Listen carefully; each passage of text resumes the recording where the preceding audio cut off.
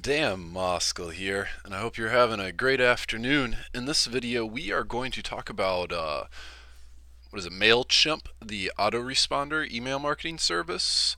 MailChimp is one of the bigger growing companies, and we're going to do a review of them. We've been a customer of Aweber's for probably the past 5, 6, 7 years, and we were just trying out some other services to get a feel and figure out what is best and what we like best. We are going to go ahead and put a new form. The prices are comparable. You can get a MailChimp account for free, which will allow you to start collecting subscribers. You can also get an Aweber account. I think it's $1 to start, but this is going to allow you to put a little form on your website, kind of like this, subscribe. This is one of our websites. Subscribe to our newsletter for more credit help. This is a credit-based website, obviously. We have it there, and this is using WordPress. So if you have a WordPress site, this is how you're going to put a form in, and then we also have it at the bottom of our post. So let's go ahead and go to our MailChimp account. The very first thing you have to do is actually have a list created. You're going to create a list. Your campaign is the actual email sequence, the messages that you're sending to people. The list is actually your subscribers' information, all the email addresses that you collect. So we're going to put our new form on this website. It's about dating and dating tips. Let's go ahead and just pull up a post so you can get an idea of what it looks like now. We're going to put a form up here, and then we're also going to put a form in down at the bottom, for more dating tips or dating help or something. So you're going to have to get your sign up forms. Now, these three different options, with MailChimp, I would recommend Embed Forms. We're going to put our form in using the Hooks plugin, and we're also going to put it in using a widget. You can do it however you want, but we don't have the MailChimp plugin installed, I guess is my point. You can install a plugin, and it looks like there might be an even easier way if you'd like, but just to get started and get something up, get out the gates, we're going to click Embed Forms, select. So this is kind of the default form, what it looks like. It asks for email, first name, and last name. This indicates required. This is what. So if you want to change this, subscribe to our mailing list, subscribe. We're going to say subscribe to our newsletter for more dating help. Newsletter for more dating tips. So when you click out of that box, it'll actually give you a little preview and show up for you. And then if you would like, you can actually go and build your form, like to give you some different colors and stuff. Click this button, the form builder. We're going to open this here in a new window. If I didn't mention yet, Aweber and MailChimp seem to have almost the exact same price structure. It's going to become more expensive the more subscribers you have. So anyways, this is some of the design options and where you can put different boxes in or change the, if for some reason you wanted to ask for their last name first, you see how you just click on it and then move it up and down. Looks like you can take fields off to delete a field, but we're going to go ahead and just do it from the other screen that we're already looking at here. We're going to say only required fields just because all we want is their email address. If you want somebody's first name, feel free. Some of the better marketing websites that I'm familiar with will offer, so on our website we have it off grabbing their email here, subscribe, or down at the bottom.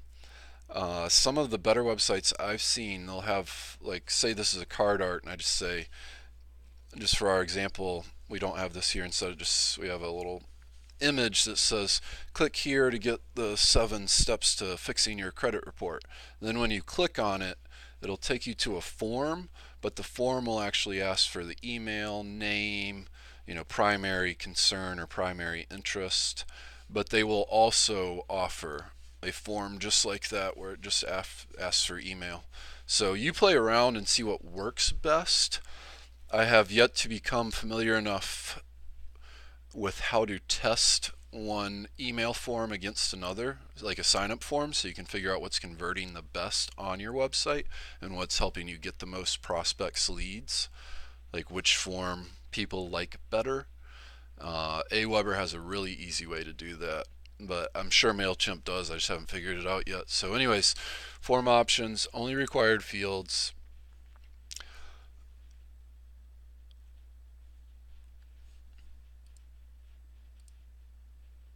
Okay, this is just a couple more of the formatting options. I don't think people really know what format they're getting their email in. I've never seen that. And then if you want to set the width, you can do it here, but if you leave it blank, this is a really cool thing. If you just leave it blank and you don't set the width, they're going to go ahead and, what we have to do is copy this code and paste it in, but they're going to automatically fit it to your website. That would be pixels though if you wanted to put something in, like if using our example here, this I believe is like less than 250 pixels. A lot of sidebars are about 300, so let's go ahead and just leave it blank. We're going to copy this code. I'm going to go over here to our WordPress interface. We'll go ahead and put it in as a plug. Actually, we'll put this one in at the bottom with simple hooks. And if you're not familiar with simple hooks, I think it's a great thing to use. I think it's a little bit faster way than just putting it in your widgets side. But this is the like action guide, and this is a great way to see and to choose where you want to put your widget or your hook rather. So we're going to put it in the pings. We'll put it in the comments actually. So we can go here, comment list hooks. We just hit the drop down, and then we're going to put it. This is before, the bottom one's after. There's some options. Play around with the hooks plugin. It's really useful way to show advertisements or an email like we are here. And then we have to hit save settings, and we're going to go over here and we're going to open up a new page and see if it's boom. Subscribe to our newsletter for more dating tips.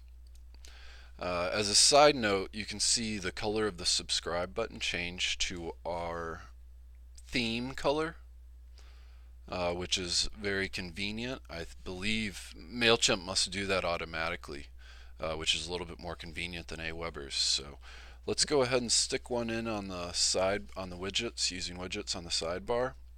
And I'm also going to show you one other thing right here.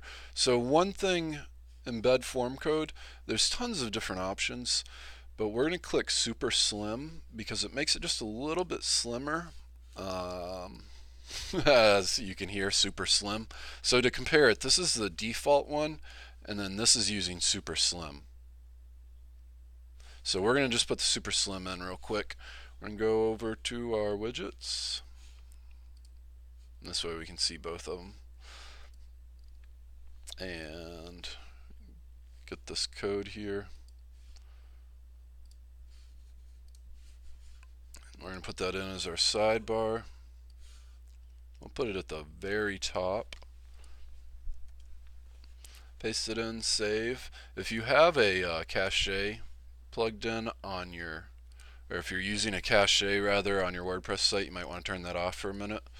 But make sure you click save, and we're going to visit another page in order to see ours.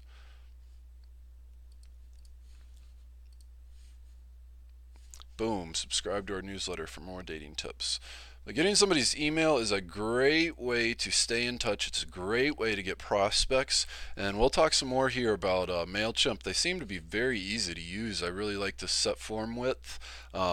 Aweber is another big one, Infusionsoft, iContact, and please come over and visit danmoscowuniversity.com for some more tips. You can also grab our book, How to Create a Website Easy Button, available over at Amazon. Please comment below. Let us know if you have any questions or concerns, and please like this video and share it with your friends, family, and colleagues. Have a wonderful afternoon. Thanks for watching.